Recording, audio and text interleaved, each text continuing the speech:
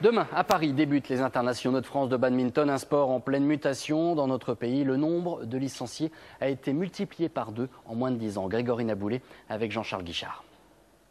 Mercredi après-midi, les cours sont finis, mais le gymnase du collège, lui, est toujours plein de vie. Ici, on vient mettre un coup de raquette à une idée reçue. Non, le badminton n'est plus qu'un sport du dimanche que l'on pratique au soleil, en famille ou entre retraités. C'est désormais un sport à part entière, très tendance chez les plus jeunes. C'est physique, ça bouge beaucoup, c'est très bon pour le cœur. C'est toujours mieux que le foot où il se passe rien. C'est pour s'amuser, mais bon, on aime bien quand même gagner. On aime gagner. On est là pour gagner, ouais. Premier sport à l'école, avec plus de 160 000 pratiquants en UNSS, comprenez les compétitions interscolaires. Une réussite qui doit beaucoup à une opération de lobbying de la Fédération française de badminton. En voici l'un des responsables en chemise blanche. Régulièrement, il propose aux professeurs de PS des formations de perfectionnement, avec une idée simple. 10-2. Donner dès l'école des cours de meilleure qualité et faire grandir des champions.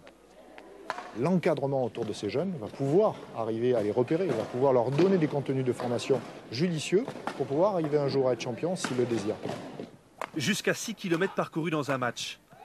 Des bonds à plus d'1 mètre du sol et un volant qui dépasse parfois les 400 km/h. Plus rapide qu'une balle de golf. Le badminton est un sport athlétique, numéro 1 depuis des années en Chine.